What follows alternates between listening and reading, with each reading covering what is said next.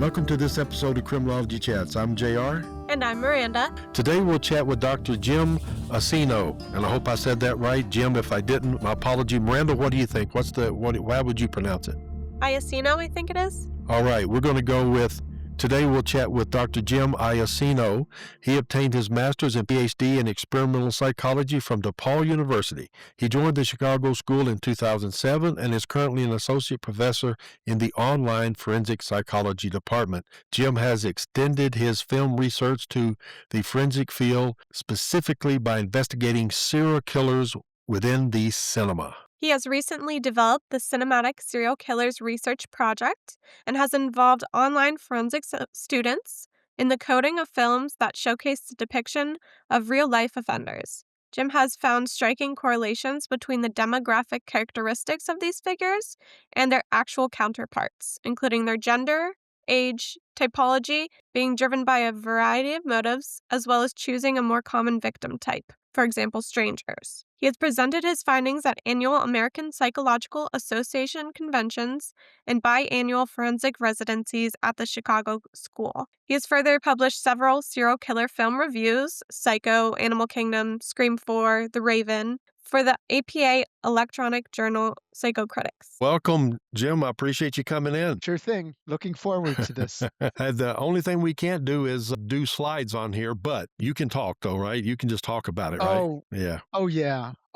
No problem with that. What do you want to talk about first? Do you want to give a history of yourself, and then you want to start talking about whatever you want to, and then we'll just ask you some questions as we go along. Miranda will probably have better questions than me. I started at the Chicago School in 2007, so it's been almost 20 years at the institution, and I've been associated with both first the on-ground in forensic psychology program in Chicago, and there I taught basically research methods courses, some psychopharm biology type of courses. And I'll talk a little bit in a moment about my serial killer project, which started at the Chicago School. And then after approximately 9 or 10 years in that program, I then transferred to the online forensic psychology program, where I've been also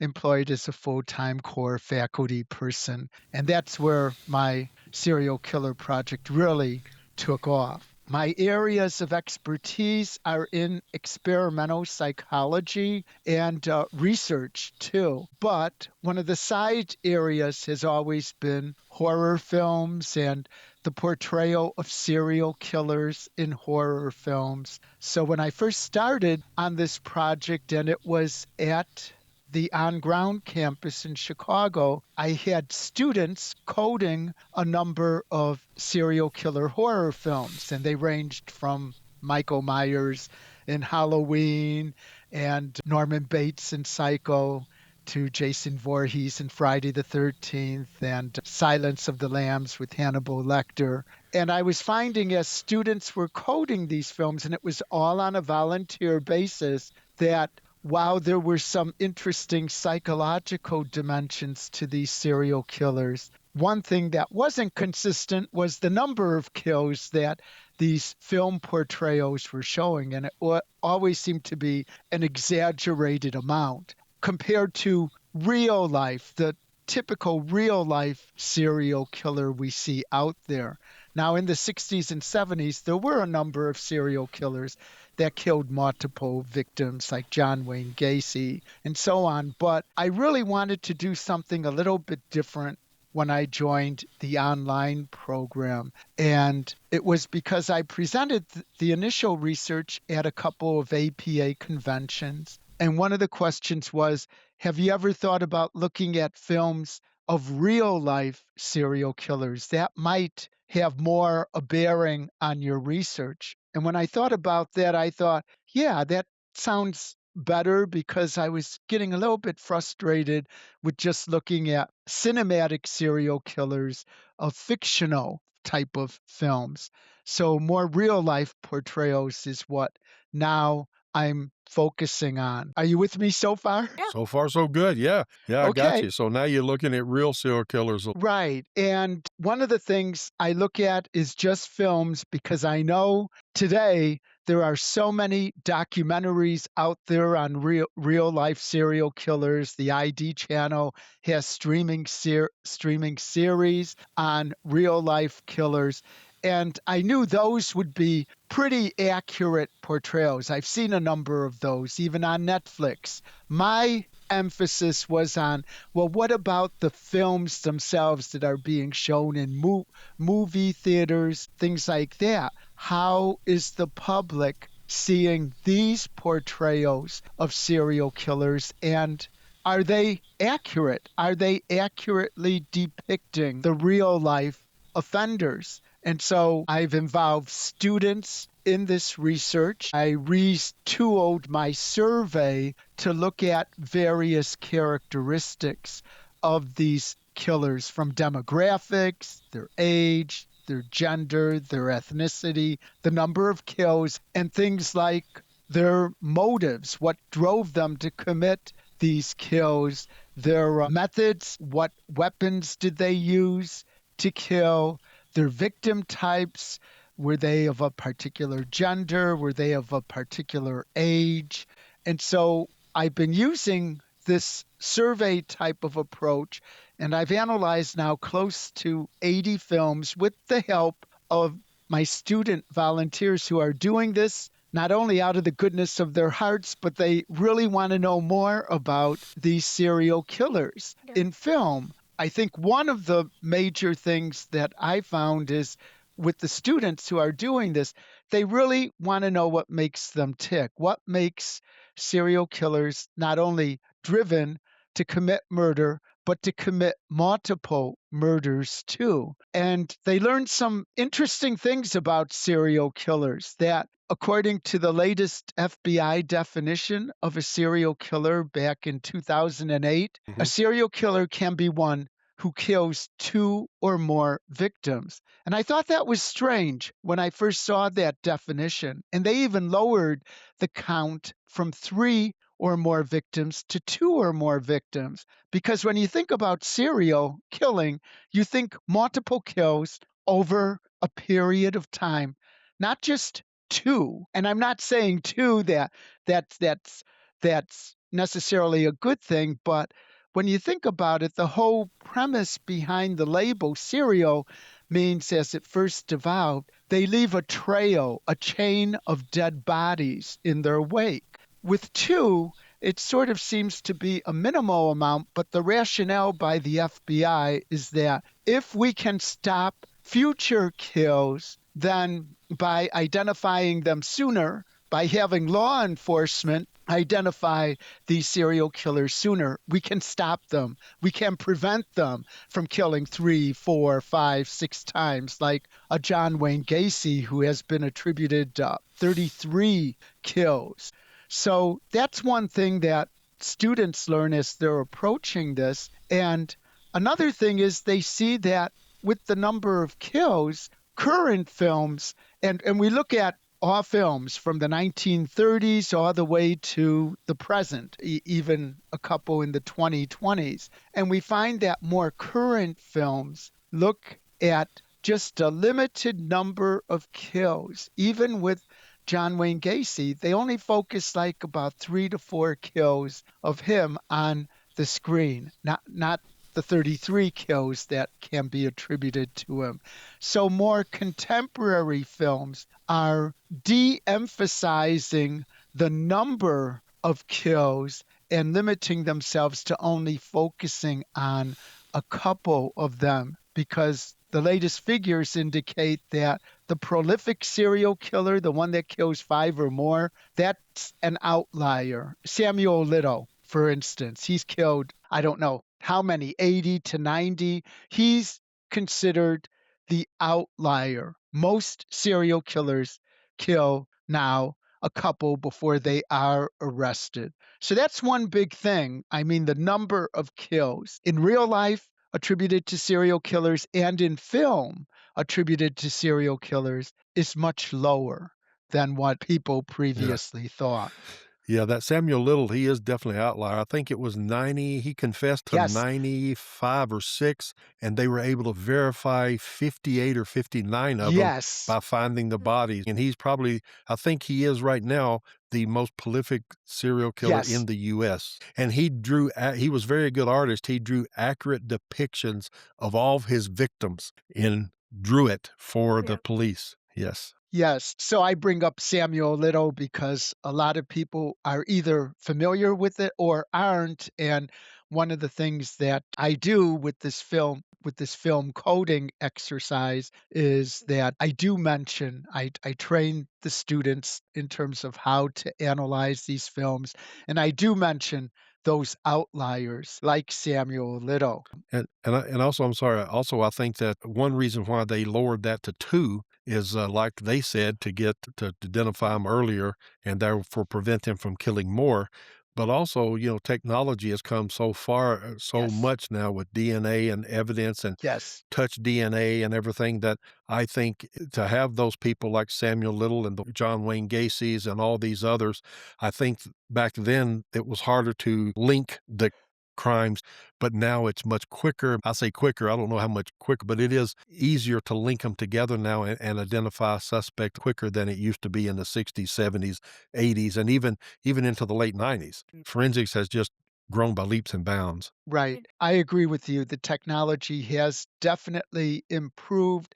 I think it's harder to hide the crimes as it were than before too. I mean, you're just more visible via the internet, things like that. That's not to say that people can't hide a crime if they're doing it at their home, but a person like John Wayne Gacy today, I mean, if someone is smelling something Mm, by Gacy's basement, they would immediately report it to the police today. They just wouldn't let it continue for a length of time.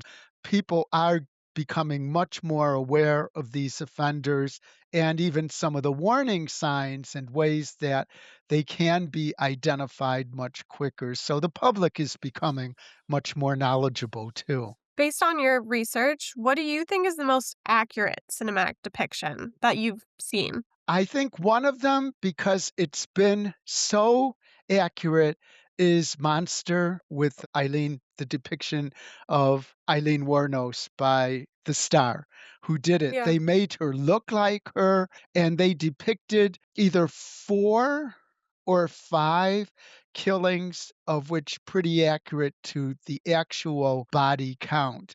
And the way they did it too, I think, was very good. I would say that is one of my favorites, one of the best ones out there of depicting a female serial killer. Speaking of Do you which, think that's with because they were able females, to what interview her?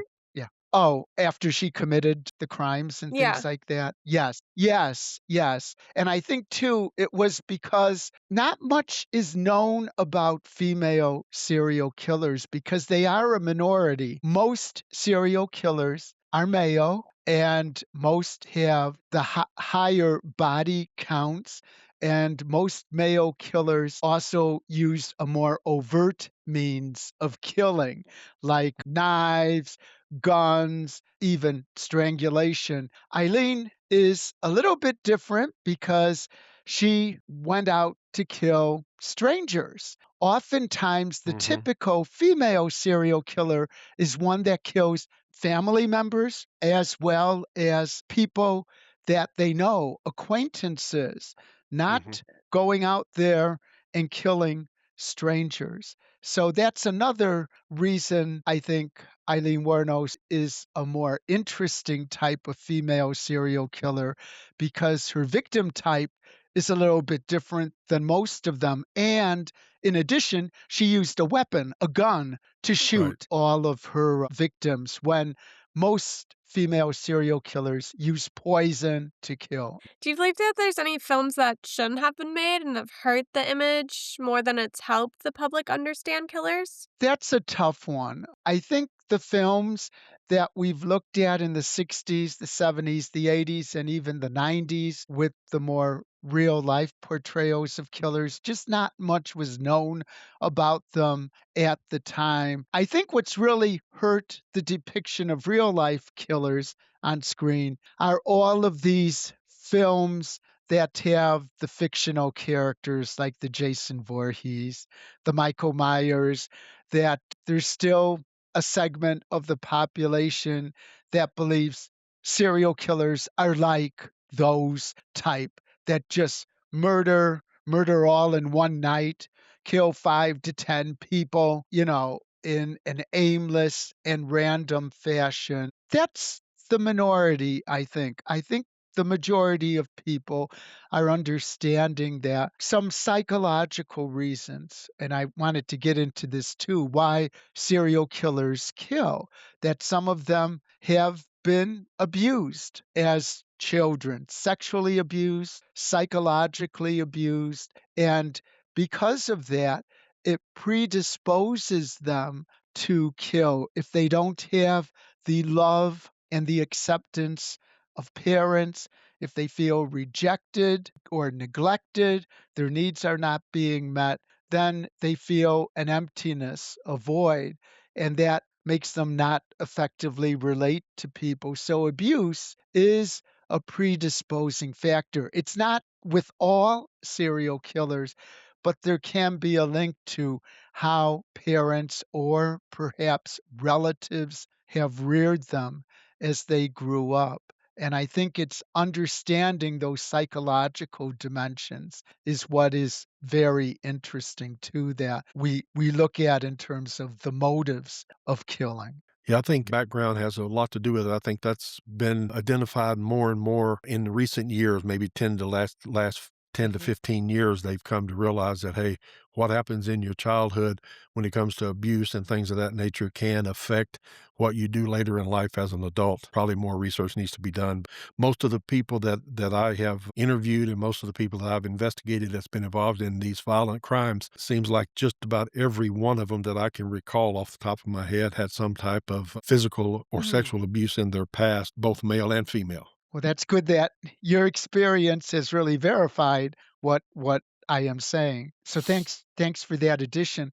I also wanted to mention too, one of the things that propelled me in terms of this project, and it's called the CSK project, Cinematic Serial Killer Project, because I just feel saying serial killers that are portrayed on the screen. Can we think of a better title for this? So CSK, Cinematic Serial Killer, is the label I use. One of the reasons that I wanted to do this in the forensic department is that I developed a course a year or two in the forensic program as an elective. And I know in the BA criminology program that can be used as one of the courses in the curriculum. And it's an Understanding Serial Killers 1 hour elective where I did a lot of research. I found a text on the topic by Hickey, who discusses serial killers and their victims. And I got the idea from Hickey to organize the text by looking at things like male versus female serial killers. What is their MO? What are their differences? How do you differentiate a serial killer from a mass murderer or a spree killer? I found that students really benefited from taking that class. In fact, I'm now in the process of developing a 3 hour course where I will be more extensively talking about serial killers. And that will be a core requirement of our new applied forensic psychology program. I want to incorporate more hands on type of components in the course too. I'm going to start developing that in spring too for a launch. I believe it's going to be in fall two of 2027. So I'm looking forward to that. But the whole reason for the project was it was an offshoot of this class where students really thought, boy, we would like to be more involved in this research. And that's why I developed the project itself. And I'm not sure if you're familiar with the course, Miranda, or if I you think took I've it. taken the 1-hour course. Okay. I'm pretty sure I have. When it comes to, like, public misconceptions based on these Yes. films, what do you think is the biggest one? I told you she'd have good questions. Well, the students want to see more female serial killers when they're coding the films. And they're realizing after we've gone through close to 80 films, there's not many female serial killer films out there. One of the reasons is female serial killers are in the minority, as I said. Most serial killers are male. Now, I think there's reasons for that, but one of the reasons that I think there's less female serial killers out there. They're harder to identify. They're not putting themselves out there in the public. If they're killing at home or close to home. They're killing people that they know. So less observance, less detection by public officials. So I think there's more out there. I'm not sure how many more are out there, but they are not making themselves visibly known like male killers who will, first and foremost, they will kill strangers or acquaintances that they know, but they will put themselves out there. They will commit crimes not at the necessarily the home location, but further away. So that's one thing that really amazes students in the program that there's not that many female serial killers out there. I think another thing is with the abuse and things like that, could there have been ways to prevent serial killing from ever starting? And that's a hard one to really answer because by the time they are detected, some have killed more than two, and so they've already entered that chain of events where it's hard to regulate at this point. I think the most we can say therapy wise is that we're trying to prevent them from killing any more people. And so, usually, when they're arrested, they are not going to be released. They typically are serving a life sentence. And in some cases, depending on the number of kills, they may be sent to the electric chair or they will be terminated another way through lethal injection, things like that. So therapeutic wise, there's very little research that's generated on that because they just want to take these offenders off the street and be incarcerated for the remainder of their life, Yeah. typically. Yeah, But, you know, yeah. A lot of the Department of Corrections, they have certain guidelines when it comes to, excuse me, treating inmates. And a lot of them who are on death row, they don't get any type of psychological treatment. They may right, get medicines, okay, right, just to control their urges or whatever, but they don't get treatment because they don't want to waste their money on the treatment, knowing they're never going to get out. Life without right, parole, death row right. inmates. So they don't do a lot of that just because of their particular status in the DOC. Right. But Miranda, I did want to ask you a question. Yeah. Why do you think students in your program and my program are so fascinated with serial killers, even knowing the history of these killers? Why do you think they're so fascinated to I think it's research, to because do? it's just so unnatural for human behavior to be that violent and to take somebody else's life. It's a fascination with the behaviors and what's going through their mind and trying to understand why people would do this or how a neighbor or a family member or someone you know could harm people in that way. Mhm. And I It, think it's fascinating too, especially the serial killers who have that double life. They're married, have children, yes. and yet they still go out and they do these horrible things and they come back and be a normal individual regarding their family members. I agree with you. Those are the most interesting types, the ones that are married, the ones that are holding down a job, have children of their own. They're able to lead that dual life, as it were. And for some, I think it's also interesting too, they can shut off this cycle for a while too. So Yeah. you do see killings occurring for a particular period of time and then they stop And it might be reasons like possible detection if it were by law enforcement. So they'll stop for a while and they'll resume those activities at a later point in time. And those are the ones that don't necessarily get caught so easily. So some serial killers are able to control their impulses for a time. They can monitor the public channels, officials in the area, and they're able to do it for a time. So it might very well be that some are serial killers that have not yet been detected Yeah. because they are able to regulate and control their impulses much better. And also, I think too, you have to look at the victimology. If they're marginalized victims, then sometimes you don't find those bodies until maybe years later, because if they're homeless or if they're prostitutes, family members may not even be looking for them, may not report them missing. Very seldom do other prostitutes report a prostitute missing. They tell their community, if you will, but they don't tell the law enforcement folks, okay, Right, because they don't want to have contact with them. So there's a lot of things there that could play into why now serial killers may not be getting caught, is just because they're targeting more marginalized type of community right. members. You have to look too at these nurses as far as female Ah, serial killers. And yes, now then you have a lot of in-home care, and you have a lot of hospice yes, care that's handled in home by nurses. And that might be hard to discover that they're actually killing the person on hospice. And is it euthanasia or is it more serial killing going on? Do they have that euphoria of being able to decide when that person dies? You expect that person to pass away anyway. So to me, exactly. that could be another thing and reason why they're not caught. It's not registered per se, that every time this person is seeing someone on hospice, they end up dying pretty quick, Right. or, It or whatever. It's interesting you brought up the label they use is the health care killer. And previously, they were calling these killers angels of death because a lot of females were being identified as these killers. But since that time, it's now more males are Yes. being categorized in terms of the health care killer.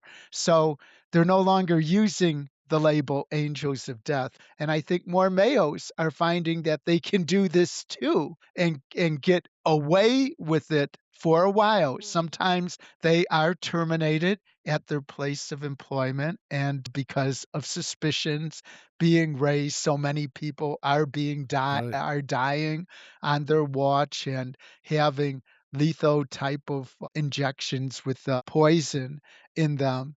But they're able to get by and work at another type of Right. hospital in the area too. But more males now are being identified as these healthcare work killers. Yeah. Have you seen that depictions of violence in these movies and stuff create future violence at all or increase the amount of violence within societies? You mean in terms of the films themselves? And Yeah. I have found that with a lot of these films, now with the exception of perhaps Monster, which is an accurate portrayal, but it was pretty bloodthirsty too, but with the shooting and things like that, I have found that a lot of the more recent films are not so, they don't emphasize the bloodletting as much. And it might be because some of these films are lower budget films, and so they can't portray as much blood on the screen. They have a limited budget. But I think it works out to the advantage that they're not so much interested in the gore like those fictional horror films. They're more interested in trying to portray real life killers on the screen. So there's a limitation in terms of how much blood is going to be shown in the violence on the screen. That's a good thing.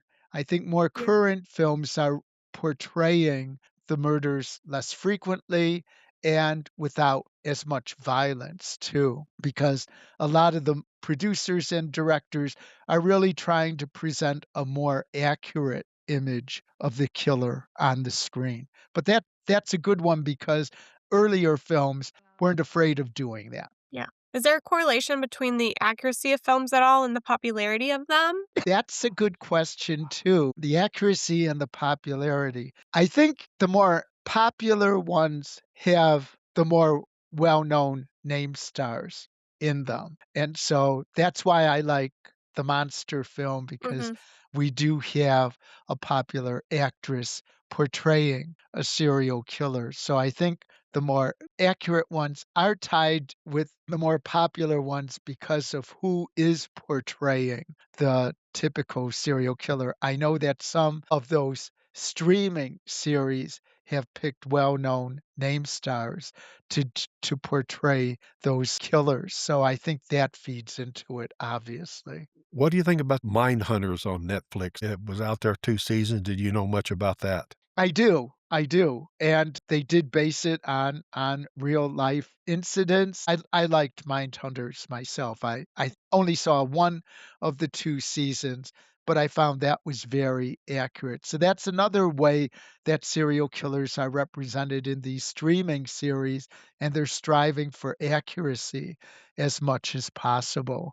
So I really think that helps with portraying a more realistic image of the serial killer. I would even say series like Criminal Minds is an interesting series. They started out with one serial killer an episode. And it's sort of unrealistic because if they caught all these serial killers, they would have caught all the ones that have been identified in this country by now. But what they've done in the latest version that I've been watching, Criminal Minds Evolution, is that this one serial killer is using the internet to contact others who are his followers. Elias Voigt, I believe is his name, is the one that has these followers who are continuing to do what he does. And it's really interesting how they use now the internet to where he associates with serial killers via the internet and he gets his followers that way. So using the technology, but in the way of producing new serial killers or developing them further is quite an advancement, I think, in the criminal minds type of perspective. And while it's fictional, it's where serial killers can use technology too. So, do you think the increase in psychological research throughout the years and the interest behind the why these criminals are committing these crimes has increased the accuracy of the films and the desire to make them more accurate? I think so. I really do. Plus, some of these serial killers are being caught a lot quicker too, but they've uncovered the reasons why some of these prolific killers have killed. And so with that knowledge comes more popularity, more understanding of why these killers, for instance, that abuse thing that I identified earlier has been identified in many more serial killer cases. And that understanding what makes the serial killer tick, what makes these serial killers really understandable in the public. And by understanding factors like predisposing factors like psychological, sexual abuse in the family, and so on, it really drives the point home that we need to understand these killers much more. And so it has contributed to their popularity. So I would say a lot more individuals these days are differentiating the real life killers from the fictional ones, which is one of the goals of my project. What makes these characters different from those mass murderer type of killers that are depicted on the screen and so on, and understanding the reasons why they're killing. I definitely think the psychological factors and those identified ones that even Professor JR has mentioned has contributed to continued fascination with these killers. Yeah. Are victims' families ever consulted before these films are created? It's really interesting. There is, and I know I shouldn't be talking about this, but there's this Netflix series with Dennis Quaid playing the Happy Face Killer, which is based on a real life killer. And the victim is the daughter who did not know that her dad was a serial killer. And she then wrote a book about her experiences with her dad being the happy face killer. And so the limited run series, it ran for only one season, is a really good depiction of her trying to understand her dad. And it's a really interesting dynamic. It takes off from the book that was used as a pivotal source material for the series. And it looks at her perspective of how she was deceived by her father, but she still, in some way, wants to relate to her dad. And so they did get the approval, the permission of the daughter as well. And it's a very well done series because it takes the perspective of the victim, the female. And I'm thinking more films, more series are going to be doing that in the future. Just how having your dad be a serial killer, or perhaps having your husband or having your wife be a serial killer, how does that impact on you as a result if they've kept it hidden for so many years? Part of the series is fascinating because she's trying to track down if her dad has killed other individuals, and she does this investigation too. I mentioned that because I was really affected by that Yeah. series. It was a refreshing take on the serial killer theme, but taking it from the victim's perspective.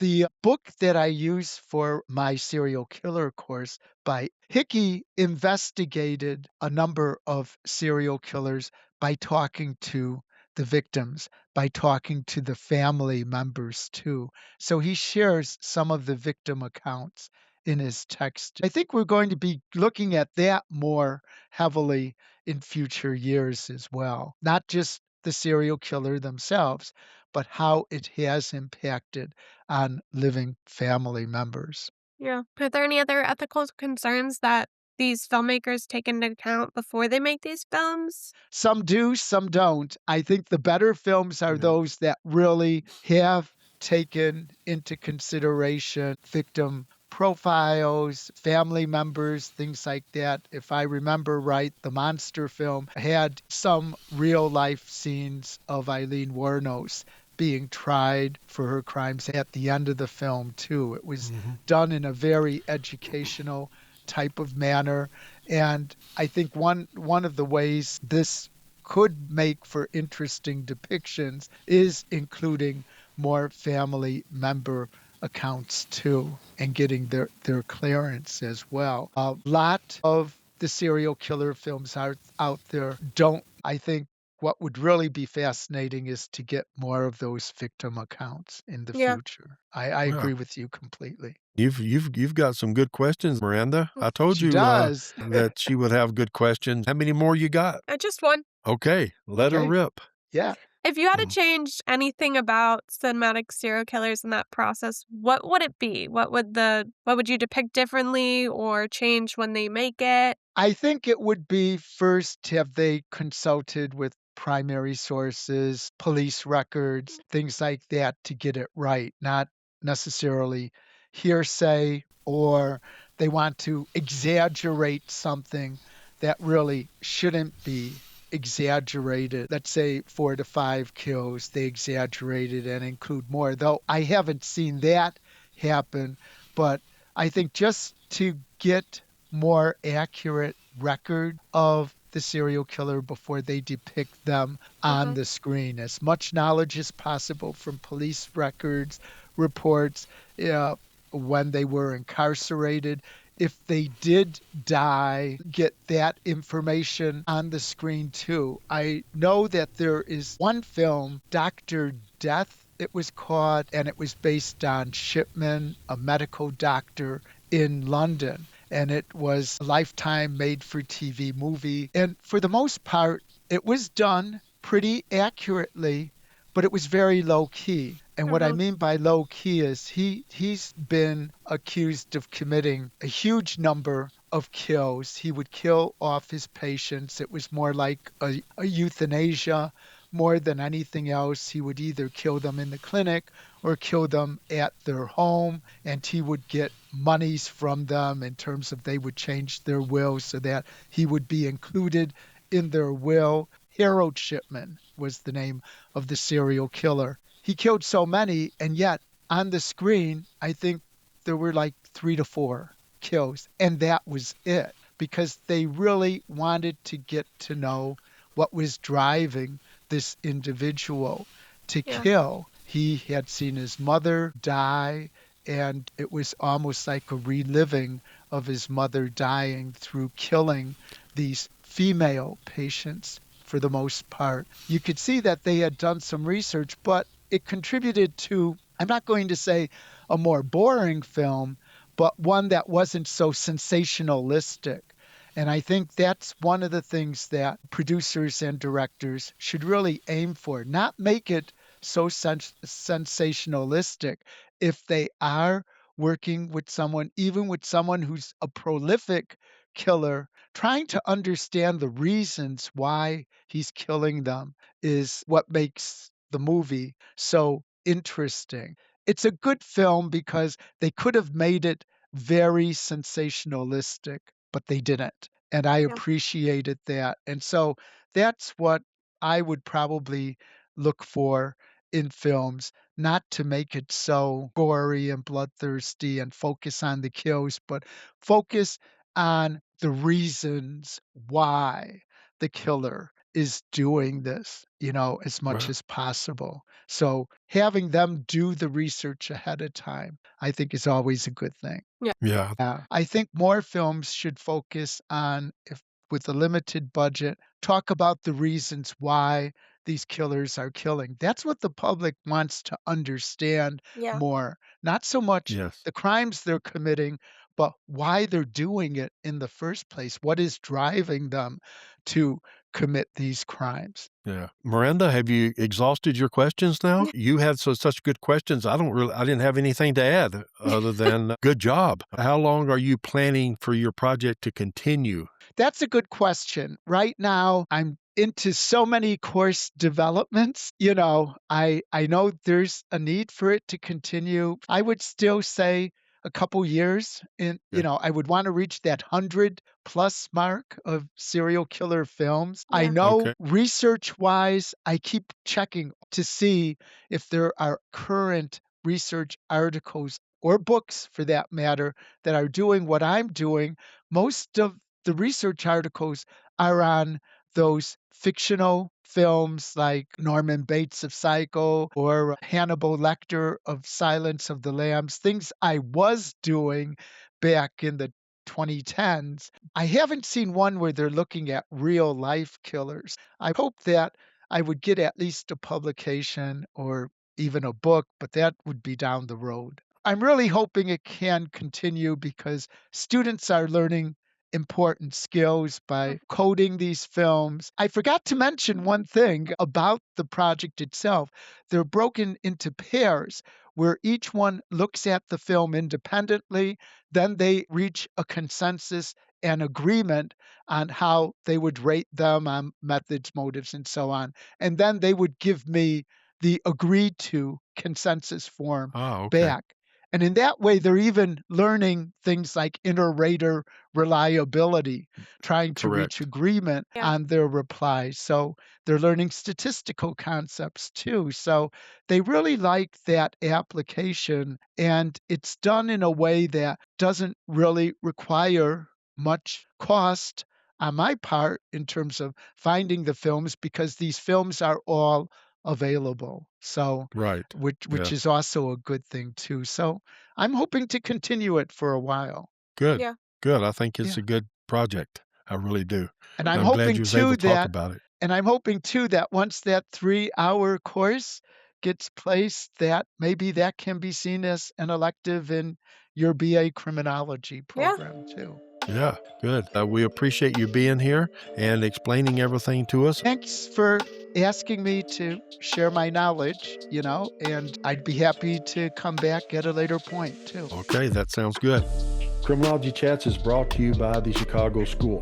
For more information about the institution, please visit www.thechicagoschool.edu. That's www.thechicagoschool.edu. I would like to extend my gratitude to the students who always participate in these episodes. We want to hear from our listeners, so please email us at criminologychatspodcast@gmail.com.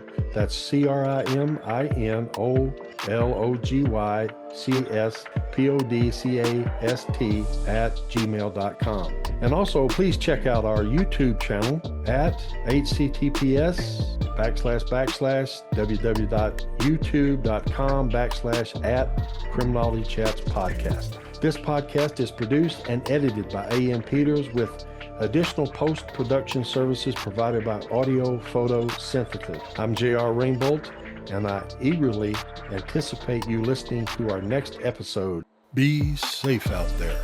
The views and perspectives shared in these recordings are intended solely for informational purposes and do not reflect the official stance or policies of the speakers of the Chicago School. Any commercial products and manufacturers mentioned are included for informational reasons only and do not imply endorsement or approval by the speakers of the Chicago School.